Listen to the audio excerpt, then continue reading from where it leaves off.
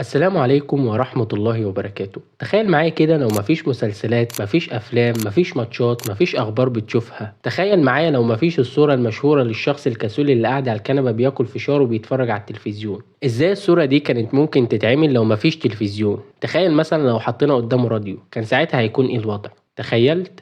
تمام. انسى بقى كل الهبل اللي قلته ده وتعالوا ناخدكم في رحلة سريعة نستكشف فيها عالم البيكسلز والفريمات الأبيض والأسود والألوان، عشان هنتكلم عن حكاية اختراع التلفزيونات.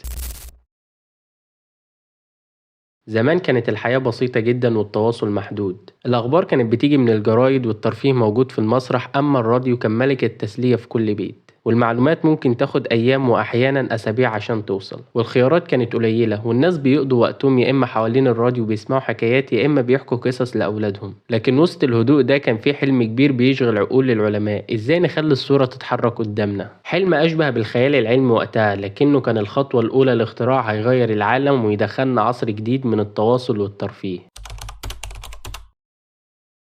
في أواخر القرن التسعتاشر العلماء كانوا بيحاولوا يفهموا أكتر عن الضوء والصور. الأفكار الأولية للتلفزيون بدأت تظهر وقتها، بس ما كانش حد عارف يطبقها على أرض الواقع لحد ما جت سنة 1925. البداية الحقيقية للتلفزيون كانت على إيد العالم الاسكتلندي جون لوجي بيرد، اللي قدر يعرض أول بث تلفزيوني حي باستخدام نظام ميكانيكي بسيط. الصورة كانت بدائية جدا لكنها فتحت الباب لفكرة التلفزيون. وفي الثلاثينيات ظهر التلفزيون الإلكتروني بفضل العالم الروسي الأمريكي فلاديمير زوركان والأمريكي فايلو فارنسورث، اللي طوروا أنابيب أشعة الكاثود، ودي كانت نقلة كبيرة في عالم التلفزيون وتحول الحلم الواقع. وفي الأربعينيات والخمسينيات التلفزيون بدأ ينتشر ببطء وكان كله أبيض وأسود.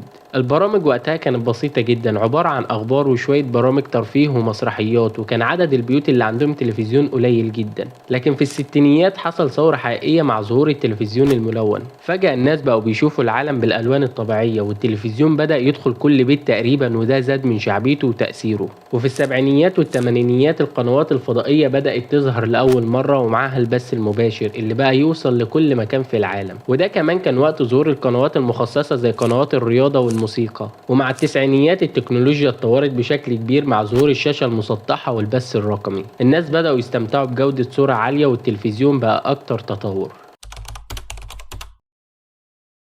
من 2010 لحد النهاردة التلفزيون بقى أذكى وأقوى، وظهرت الشاشات ال LCD وال LED كمعايير جديدة، ومعاها تقنيات زي شاشات ال OLED اللي قدمت تجربة بصرية مذهلة بجودة ألوان وتفاصيل خرافية. التلفزيونات الذكية دخلت حياتنا بقوة وبقت متصلة بالإنترنت، وده وفر للمستخدمين إمكانية الوصول لمنصات زي نتفليكس ويوتيوب. ده غير إنك مش مضطر تستنى مواعيد برامج معينة، لأنك ببساطة تقدر تشوف أي محتوى في أي وقت. ومع تقنيات ال 4K وال 8K الصورة بقت أقرب للواقع والتفاصيل بقت أكتر وضوحا. التلفزيون ما بقاش مجرد جهاز عرض، لكنه تحول لبوابة شاملة للترفيه والتواصل وحتى التحكم في المنازل الذكية. وفي النهاية التلفزيون مش مجرد اختراع عادي، ده اختراع بيطلع صوت وبيشغل فيديو وبينور. عارف يعني ايه بينور؟ يعني الموضوع كبير وخطير. وإلى هنا سيداتي سادتي تنتهي سهرتنا لهذا الاختراع، وإلى لقاء آخر إن شاء الله. واعرف دايما إن لكل اختراع حكاية.